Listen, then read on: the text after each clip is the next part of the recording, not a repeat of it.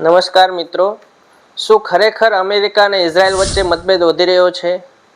આ મતભેદ વચ્ચેનું કેન્દ્ર ઈરાન છે.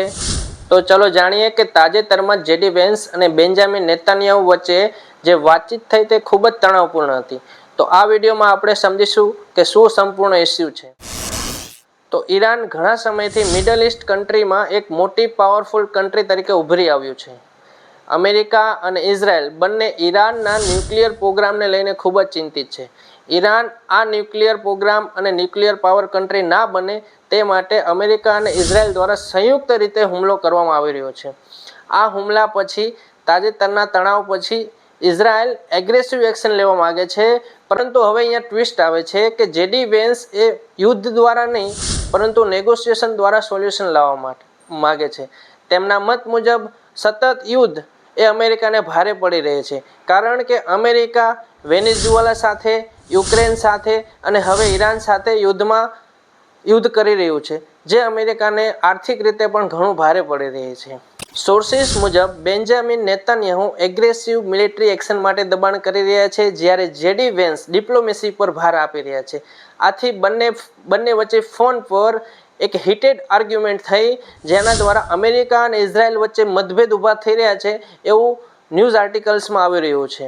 હવે સૌથી ઇન્ટરેસ્ટિંગ વાત એ છે કે ઈરાન પણ જેડી વેન્સ જોડે સીધા વાતો કરવા માટે તૈયાર છે અને ડિપ્લોમેસી દ્વારા આ યુદ્ધનું સોલ્યુશન લાવવા માટે તૈયાર છે.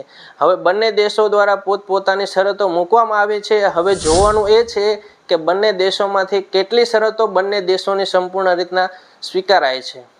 દ્વારા આ હુમલામાં એટલે કે આ જે મેટર્સ છે એમાં ઇઝરાયેલી ઇન્ટેલિજન્સ પર ખૂબ જ નિર્ભર હતું. અમેરિકાને એવું હતું કે આપણે ખૂબ જ પ્રચંડ રીતના ઈરાન ઉપર હુમલો કરીશું તો ઈરાન છે એ અંદર ઇન્ટરનલી પ્રોબ્લેમ્સ ક્રિએટ થશે અને સત્તા પલટ થશે, પરંતુ આ ના થયું, જેના લીધે આંશિક રીતના અમેરિકાના જે ટાર્ગેટ્સ હતા તે પૂર્ણ ના થયા. એવું કહે છે કે આ હુમલો કરવામાં થોડું મોડું થઈ ગયું છે.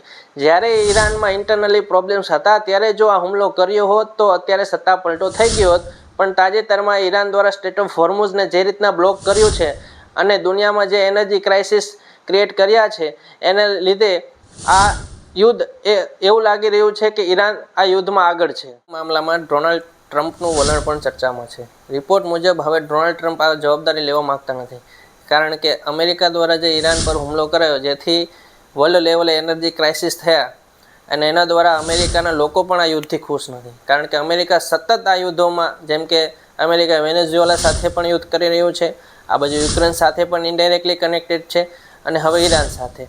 હાલની પરિસ્થિતિ એવી બની રહી છે કે જેડી વેન્સ વર્સિસ ઇઝરાયલ છે, જેડી વેન્સિસ વર્સિસ ઈરાન છે. જેડી વેન્સ ડિપ્લોમેસી તરફ આગળ વધી રહ્યો છે, જ્યારે ઇઝરાયલ મિલિટરી એક્શન્સ તરફ આગળ વધી રહ્યા છે. હવે જોવાનું એ છે કે નેગોશિએશન કરશે અને સફળ થશે તો જ યુદ્ધ ટળશે. અધરવાઇઝ જો કોન્ફ્લિક્ટ્સ વધે તો વધારે એનર્જી ક્રાઇસિસ થશે, તો વર્લ્ડ લેવલે જે ઇન્ફ્લેશન છે, જે મોંઘવારી છે એ વધશે અને એનર્જી ક્રાઇસિસ વધશે. તો તમને શું લાગે છે મિત્રો, યુદ્ધ અટકશે કે વધુ વધશે? કમેન્ટમાં તમારો મત જરૂરથી જણાવજો.